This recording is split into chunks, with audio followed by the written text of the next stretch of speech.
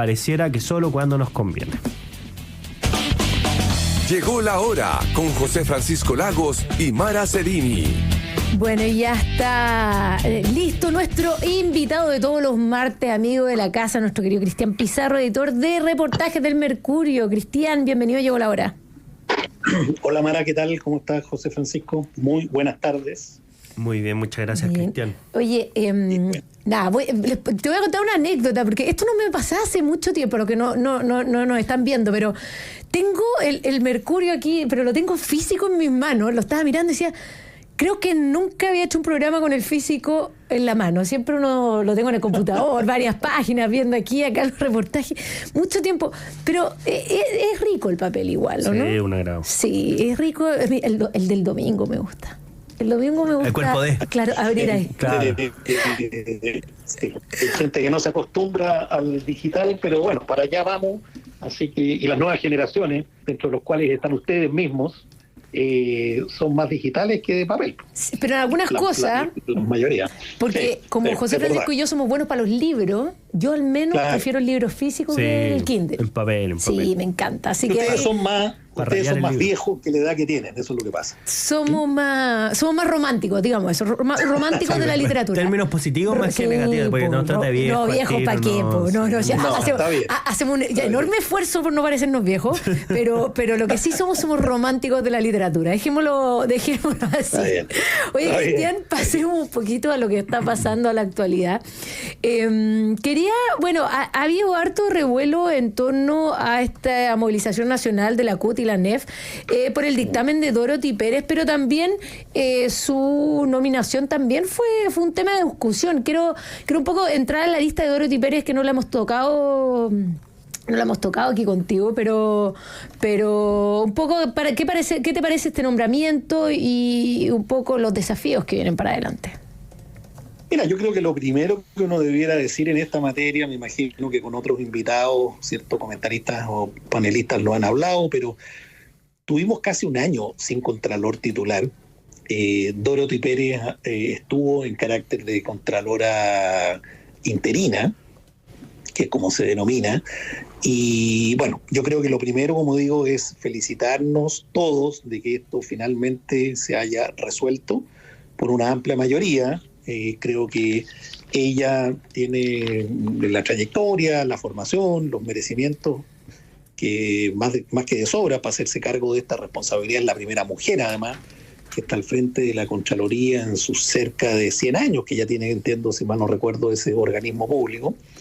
Es una labor súper importante si simplemente nos detuviéramos a mirar los problemas de corrupción que hay en el sector público, y voy a hacer un doble clic en el mundo municipal, ¿cierto?, que ha atravesado transversalmente a todos los sectores políticos. Uno se da cuenta de cómo es importante robustecer esa tarea de fiscalización, de auditoría, de revisión de las cuentas, porque es probablemente de las zonas del Estado que están más... es muy amplio el mundo municipal, primero. Recordemos que las fiscalizaciones a ellos les tocan, entiendo, por sorteo, van turnándose, entonces no hay una especie de proceso que sea continuo, y por lo mismo, si yo tuviera que fijar, no sé, señalar, más bien sugerir un foco prioritario a la que me preguntas tú, Mara, sería claramente la fiscalización de lo municipal, que es donde se cuelan grandes cantidades de recursos a lo largo y ancho de todo Chile. Y ahí, ¿qué te parece esta medida que toma Dorothy Pérez y que ya ha generado algún efecto en los funcionarios públicos? De hecho, hay una manifestación anunciada por la CUT y la ANEF de cambiar y modificar esta idea que se había planteado durante la gestión anterior, que que estos funcionarios a contrata, si es que ya tenían más de 2 años renovados, se entendían que iban a permanecer en su cargo y pasaban a un estatus más o menos distinto. Algo diferente a lo que había planteado la Corte Suprema, que había dicho que eran desde 5 años. Por tanto, vuelve a abrir esta discusión. ¿Qué te parece esto como hecho público, como primera señal que hace Dorothy Pérez llegando a su cargo? Bueno, yo creo que la refleja bastante, perdón, de cuerpo entero. Ella es una mujer con opinión. Recordemos que, sin ir más lejos, tuvo una disputa con el anterior contralor Bermúdez, terminó en tribunales, la ganó. Por tanto, no me extraña para nada que esté fijando un criterio nuevo, y creo que en varias materias vamos a encontrar el estilo Pérez, por llamarlo de alguna manera, que va a modificar muchas veces lo que ha sido los propios pronunciamientos de la Contraloría en etapas anteriores. Así que, en cuanto a lo que representa la señal, diría eso. Ahora, en cuanto al fondo de la cuestión, yo creo que ella apunta en el sentido correcto, en la línea de que uno de los grandes problemas que tiene el Estado es su proceso de modernización, y dentro de ese proceso de modernización, cualquier gobierno de los últimos, desde el retorno a la democracia en adelante, que haya intentado experiencias, ¿cierto?, o empresas semejantes, se ha topado precisamente con el problema de los funcionarios, con los dirigentes del sector, con la ANEF, con la CUT, que recordemos que es una central sindical que principalmente congrega en su interior a empleados públicos. La mayor parte de los afiliados a la CUT son empleados públicos que provienen de las asociaciones que están cubiertas bajo la ANEF. Entonces, y también, digamos las cosas como son, para sacarle la segunda derivada, la CUT la controla, ¿cierto?, los sectores más de izquierda, y por lo tanto ahí hay una fuerte injerencia del Partido Comunista. En consecuencia, esto también tiene esa lectura de carácter político. Esta tensión que ustedes mencionan es porque se está tocando un nervio sensible que afecta intereses, económicos evidentemente, pero también afecta intereses políticos. Así es. Bueno, justo ayer también estábamos conversando precisamente de la CUT y la ANEF a raíz de la manifestación que organizaron respecto al fallecimiento del funcionario en La Moneda, que ocurrió en septiembre, y esta manifestación empezó ayer también, y un poco considerando también los plazos, la incidencia política también de pegarle a La Moneda, donde ellos mismos tienen bastantes funcionarios. Sí, es un episodio realmente muy lamentable el de este Gassiter, que tremendo. Muere de un ataque cardíaco, ¿cierto?, después de una jornada de trabajo completamente excedida respecto de cualquier límite humano, normativo, cualquiera sea el criterio que se fije. Ahora, convengamos, por ejemplo, que en el caso de los funcionarios que están asignados a la presidencia de la República, ellos ya habían manifestado problemas durante el año que está terminando, ¿cierto? Y habían tenido, si ustedes, no sé si recuerdan, pero manifestaciones y marchas pequeñas, pero a la puerta de La Moneda, con carteles y qué sé yo, funcionarios de la presidencia reclamando por condiciones laborales, por trato, por, en fin, derechos que ellos consideran que no se les están cumpliendo. Aquí estamos de nuevo en un problema grande, es decir, el sector público ha tenido una manera de comportarse, los funcionarios del sector público, durante muchos años que distintos gobiernos los han aceptado, los han tolerado, finalmente los han promovido incluso. Desmontar eso es difícil, no es fácil, tiene costo político, como estábamos diciendo recién. Son organizaciones de funcionarios muy fuertes que pueden tener la capacidad de generarle un daño al país importante. Vimos en algún momento en el pasado reciente las huelgas del registro civil, claro, lo que eso podía significar, y así cualquier servicio, aduana se va a la huelga, imagínense lo que eso significa, ¿cierto? El SAG, en fin, podemos ir repartición por repartición.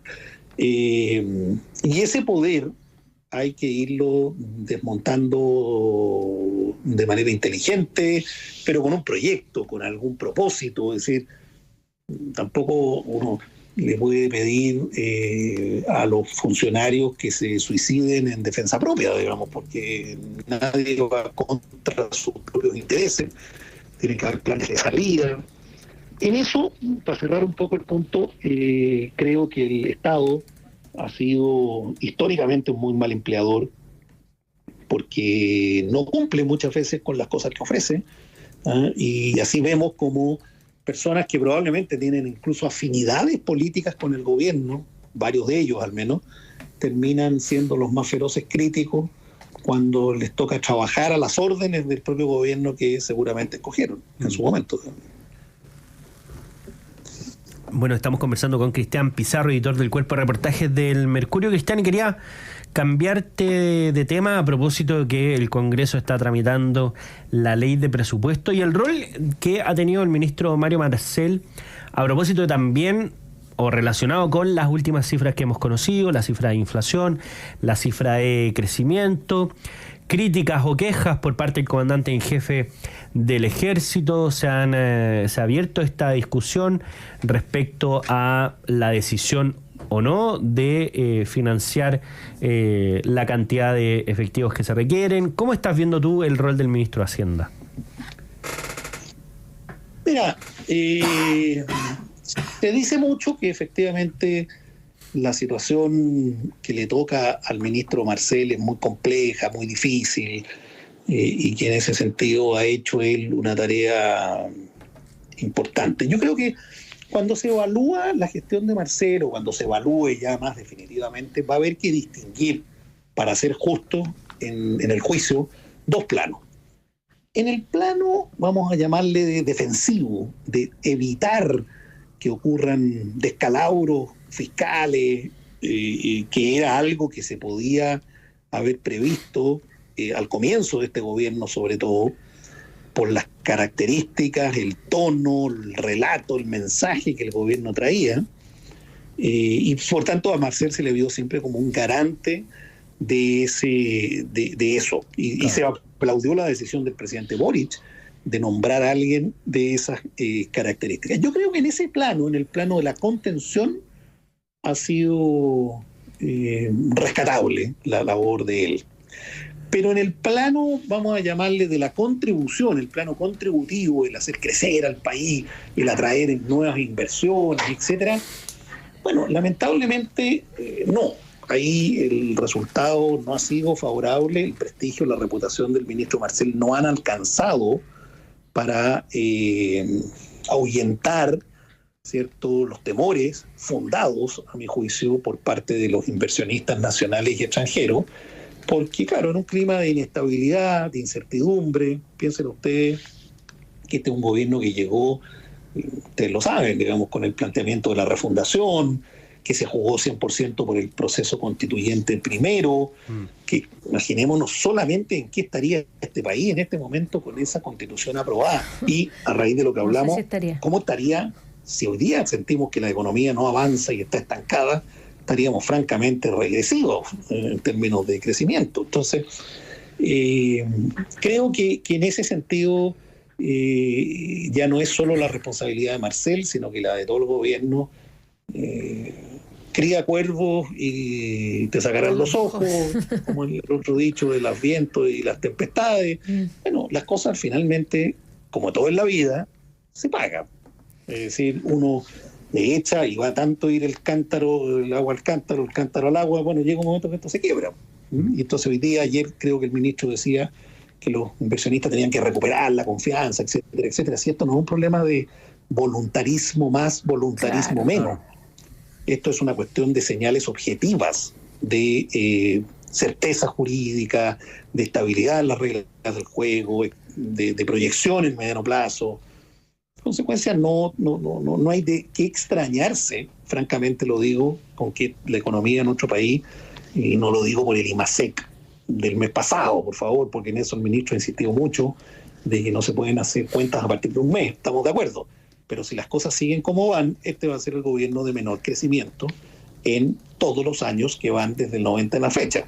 Y el ministro Marcel va a tener que colgarse esa medalla que claramente no le va a gustar ni a él ni le gusta a ningún ministro de Hacienda o exministro, de ser el último de la tabla de posiciones. Claro, pero... Y ya sabemos que el país necesita crecer más, Sí. que necesita generar más empleo, etcétera, etcétera. Claro, pero efectivamente no se pueden hacer grandes proyecciones con el IMASEC, pero finalmente también las proyecciones de crecimiento que se generan también son parte de los presupuestos. Y de las Sí. proyecciones del gasto del gasto fiscal completo. Entonces, tampoco cuando no se cumplen las expectativas es un tema bastante relevante, porque implica que los países están quedando con gastos muy, muy superiores a los ingresos, y eso es al final ir aumentando la deuda pública.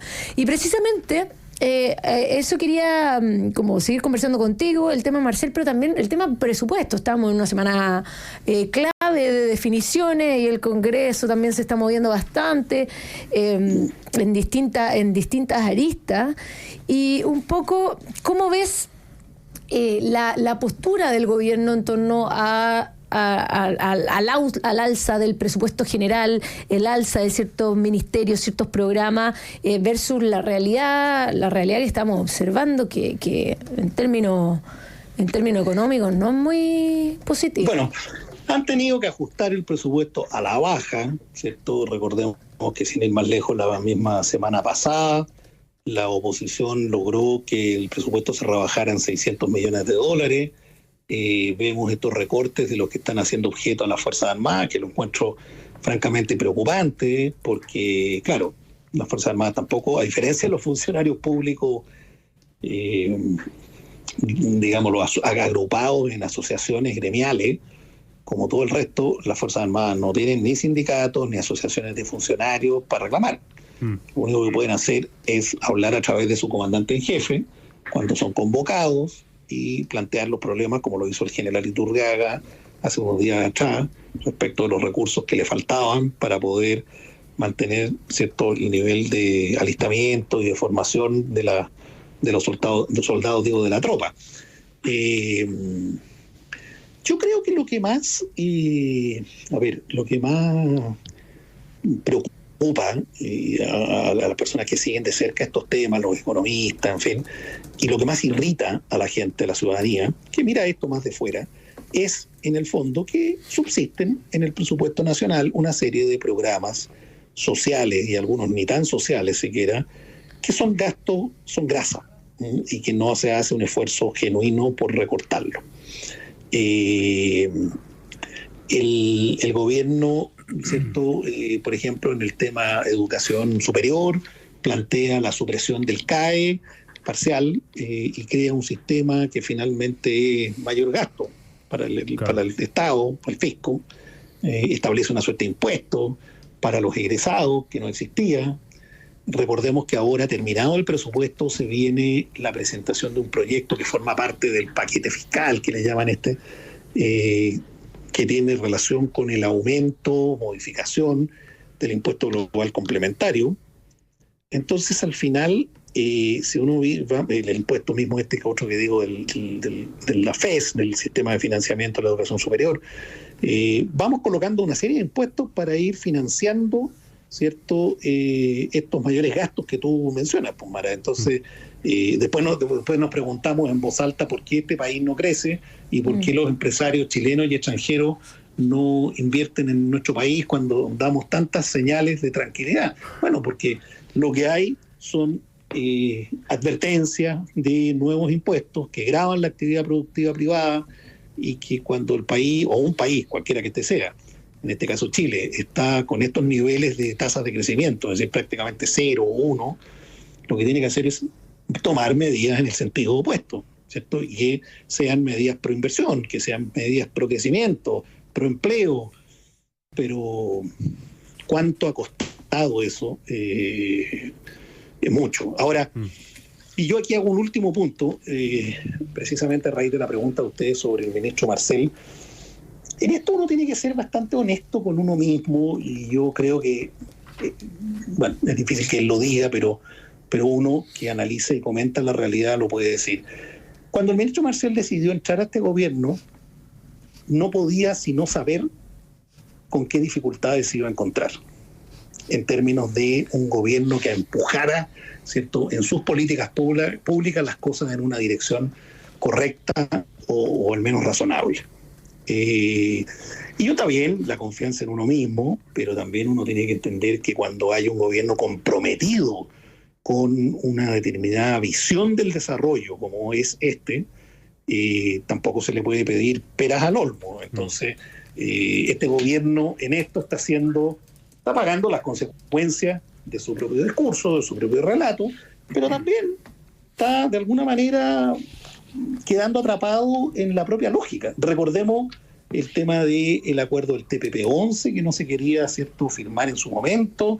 Todavía no se suscribe el acuerdo de complementación económica y de modernización con la Unión Europea. En fin, todas esas cosas tienen efectos. Entonces, el ministro Marcel decía el otro día, esto de las nuevas cifras de ajuste a la baja es decepcionante, decía él. Sí, pero decepcionante era también el discurso de este gobierno al comienzo. Y a ese gobierno él decidió ingresar. Y por lo tanto él se tiene que hacer cargo de aquella economía que decidió conducir en el contexto en que se decidió conducirla. Porque esa es la realidad pura. Lo otro es pensar que uno tiene más poder de que en definitiva detenta, digamos. Oye, Cristian, y en este minuto que nos queda, sabemos que este viernes se cumple el plazo para que renuncien aquellos ministros que quieren ser candidatos al Congreso. ¿Ves un cambio de gabinete o crees que no va a haber cambio de gabinete? Mira, tú sabes que estas cosas son súper dinámicas, pero sí, por toda la información que yo tengo y por todo lo que hemos reporteado, no. De todos los ministros que estuvieron en algún minuto sondeando la posibilidad de salir, finalmente ellos mismos decidieron no hacerlo. Ya sea porque vieron que los resultados electorales en las regiones o circunscripciones o distritos no les acomodaron demasiado, sea porque también los partidos, eso también es un punto a considerar, los partidos tienen compromisos también con otros militantes que vienen haciendo trabajo territorial y de base en esa zona. Entonces, no porque un ministro de Estado perteneciente al mismo partido salga del gabinete, va a tener una prioridad por sobre el militante que está, ¿cierto?, ahí machacando en tierra amarilla su distrito. Entonces, al final, sumando y restando, de los 5 o 6 que habían, según la información, como digo, que yo manejo, ninguno quiso salir. Y el presidente decidió, también por la información que tengo, no forzar esa salida, porque las podría haber forzado, claramente. Las podría haber forzado, porque en el momento en que él les pide la renuncia, bueno, ya trató de hacerlo de común acuerdo, pero ellos finalmente se retractaron, no quisieron salir. Eso no significa... Es decir, creo que para estos efectos del 15 no va a haber salidas. A lo mejor me equivoco y hay alguna, pero hasta donde yo entiendo no. Y por tanto, cambio de gabinete, si lo hubiera, hay que esperarlo más adelante, en función ya de, y esto es otro factor, que son los que quieran ser candidatos presidenciales o por lo menos ir a competir a una eventual primaria.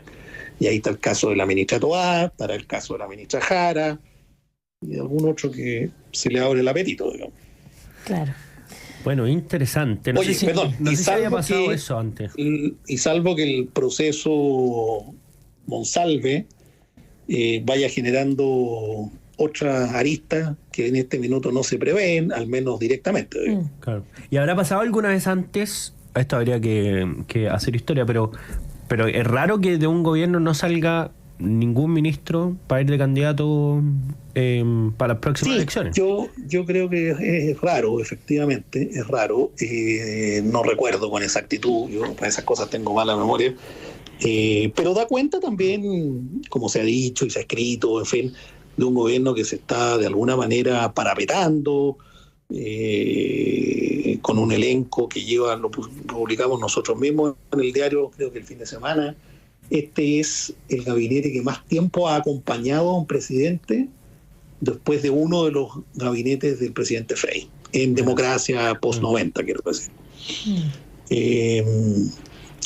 Pero, bueno, las crisis políticas arrecian de forma inesperada y, por tanto, claro, nosotros cada uno de los tres que aquí estamos conversando podemos tener una opinión de si habría valido o no la pena forzar un cambio de gabinete. Claro. Yo tiendo a pensar que sí,